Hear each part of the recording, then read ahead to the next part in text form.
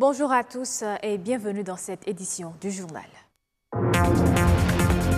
En 2015, les dirigeants du monde ont adopté l'agenda 2030 pour la protection de la planète à travers la mise en œuvre des ODD. 3 ans après, ils réfléchissent au rôle de la jeunesse dans l'atteinte de ces objectifs, à suivre les détails. Mettre à disposition à temps les livrets de pension pour les retraités, c'est le signe d'une bonne gestion des ressources humaines. Les gestionnaires des différents secteurs d'activité sont désormais dans cette dynamique. Et puis, nous irons au marché Missebor de Cotonou. Là-bas, il y a des tailleurs qui ne se séparent presque jamais de leur paire de ciseaux. Rafistoler, c'est ce qu'ils savent faire le mieux.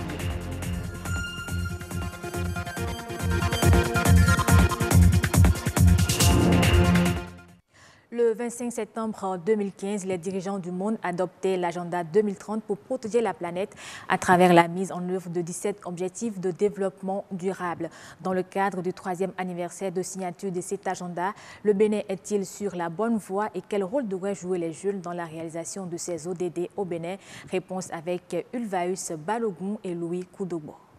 L'atteinte des objectifs du développement durable passe aujourd'hui plus que jamais par une réponse adéquate aux défis auxquels le monde est confronté, notamment ceux liés à la pauvreté, aux inégalités, au climat, à la dégradation de l'environnement, des objectifs interconnectés contre lesquels acteurs publics et privés s'arment dans une démarche globale et universelle. Au Bénin, des actions sont posées au quotidien pour un meilleur impact. Ainsi, 49 cibles ont été retenues au plan national sur les 169 cibles prioritaires. Une fois donc ces cibles retenues, il nous revient donc de les intégrer dans notre document de planification. Cela a été fait et le PAG est fortement ancré sur les 49 cibles que nous avons retenues au Bénin. Il y a le programme, le plan national de développement, le PND, qui est également suffisamment ancré sur les 49 cibles. Et on est en train de mettre en place ce qu'on appelle des indices de performance. Ces indices doivent nous permettre de dire aujourd'hui le Bénin est à telle proportion dans la mise en œuvre de l'agenda 2030. Et même ça va au niveau donc, de chaque objectif et au niveau de chaque cible. Donc ce n'est qu'après que cet outil-là va être rendu disponible qu'on pourra donc dire à quel niveau le Bénin est au niveau donc, de l'agenda 2030 et au niveau de chaque objectif. Un processus dans lequel le rôle de la jeunesse devient impérieux, d'autant qu'un quart de la population mondiale est âgée de moins de 24 ans et que plus de 40% de la population africaine a moins de 15 ans. Nous voulons que les jeunes puissent être également associés à ces différentes actions. Certes, la jeunesse est impliquée à travers les jeunes activistes, mais nous voulons que la jeunesse, que ce soit les activistes, que ce soit les universitaires, qui puissent également s'intéresser à la thématique pour qu'ensemble nous puissions identifier la place et le rôle de la jeunesse, les opportunités de collaboration entre les différentes structures et les jeunes. Parce que d'ici 30 ans, ce n'est plus ceux qui ont 50 ans qui vont répondre. Les ODD, c'est les jeunes de 20 ans, de 15 ans, ils auront 30 ans, 35 ans, 40 ans. C'est eux qui vont répondre. Donc, il faut déjà les formater, les donner le pli pour qu'ils puissent avoir les bagages nécessaires pour répondre aux ODD. Un agenda sur lequel veille la société civile. Notre rôle, c'est quoi? Ce n'est pas pour se substituer à l'État béninois. C'est pour être présent dans les communautés là où l'État est absent. Si toutes les parties prenantes, que ce soit les députés, que ce soit dans les populations, que ce soit les OSC, le gouvernement, les secteurs privés, les partenaires techniques ou financiers, les universitaires, si tout cela, chacun joue vraiment son rôle, même si on n'est pas à 100%, on peut être à 80% pour être optimiste. L'agenda 2030 offre ainsi aux jeunes une opportunité pour se mobiliser afin d'influencer les politiques publiques en vue de promouvoir le leadership des jeunes engagés et mobilisés pour l'atteinte des objectifs du développement durable. Les gestionnaires des différents secteurs d'activité de l'État se sont retrouvés pour réfléchir et dynamiser la gestion des ressources humaines. Ils se sont essentiellement penchés sur les personnes retraitées et la préoccupation a été de trouver les mécanismes pour la mise à disposition à temps de leur livret de pension. Reportage Gloria Oni. Remettre à bonne date le livret de pension de chaque retraité dès le mois suivant celui de son admission à la retraite.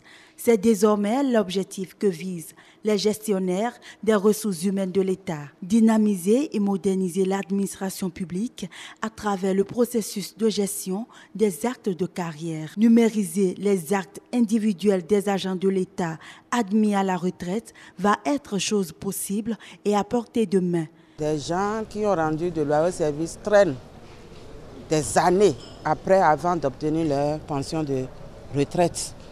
Et j'espère qu'avec la dématérialisation qu'on a commencé, les gens pourront rentrer juste après l'admission à la retraite en possession de leur livret de pension. Nous sommes ici pour non seulement présenter tout ce qui est fait jusque-là, mais réfléchir ensemble pour voir comment améliorer ce qui se fait pour donner satisfaction aux usagers clients. La bonne gestion des ressources humaines de l'État par les capacités de ses gestionnaires va garantir un meilleur épanouissement des agents retraités. Le marché Missebo est avant tout réputé pour le commerce des friperies, mais il s'y mène d'autres activités. C'est le cas des tailleurs qu'on y rencontre. Acheter un pantalon, une chemise ou une robe trop ample et il vous le taille à votre mesure. Louis Koudogbo, Jennifer Sativi. Cet homme procède à la transformation d'un t-shirt en débardeur pour hommes. Ici au marché Missebo, ils sont nombreux à s'adonner à ce genre de tâches.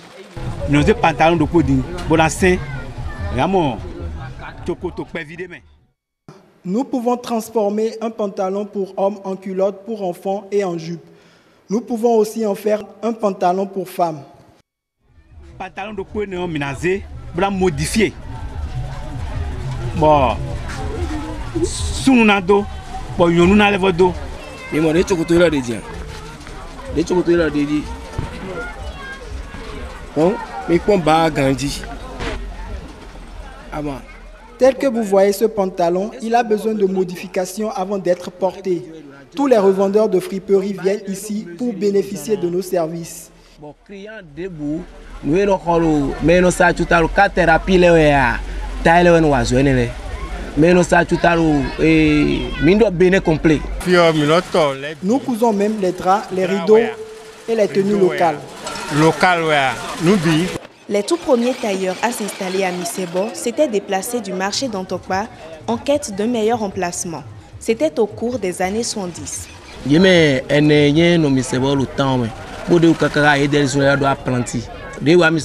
étaient 4 à s'installer ici. Au départ, ils se servaient du tissu guipu pour coudre des moustiquaires et ensuite des draps avant d'adopter aussi les friperies. Au fur et à mesure, ils ont eu des apprentis et le nombre s'est accru. Donc, et achuta ibole on pantalon le donc pere ye de ko sinton le bureau Missebo donc de so aje apprenti le doji pere ka bo apprenti le aje susuji. Malgré l'ardeur dont ils font preuve au quotidien, les tailleurs de Missebo restent confrontés à toutes sortes de difficultés. Après le déguerpissement, nous avons perdu beaucoup de clients. Nous n'avons vraiment plus d'emplacement.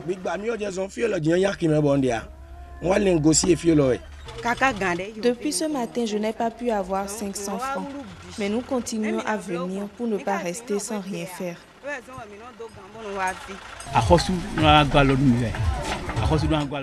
Il faut que le gouvernement nous vienne en aide parce que nous sommes très sollicités, même par les étrangers. Au marché Missebo, les services des tailleurs sont sollicités aussi bien pour rafistoler que pour coudre. Promouvoir ce secteur d'activité pourrait donc booster l'économie du pays. Hors du Bénin à présent, l'Égypte pourrait émettre des obligations de 5 milliards de dollars, soit 2 750 milliards de francs CFA sur le marché financier dans les mois à venir. Ces nouvelles obligations souveraines devraient être libellées en devises étrangères. Si aucune information n'a été donnée quant aux détails de l'opération, on peut supposer que la somme récoltée devrait servir à financer de grands projets de développement dans un contexte où les efforts fournis par le pays d'Afrique du Nord pour sortir de son marasme économique ont été salué par le Fonds monétaire international. Toujours en Égypte, la Banque mondiale a accordé un prêt de 300 millions de dollars, soit 165 milliards de francs CFA, en vue de boucler le financement nécessaire à la mise en œuvre du programme national d'assainissement en milieu rural du pays.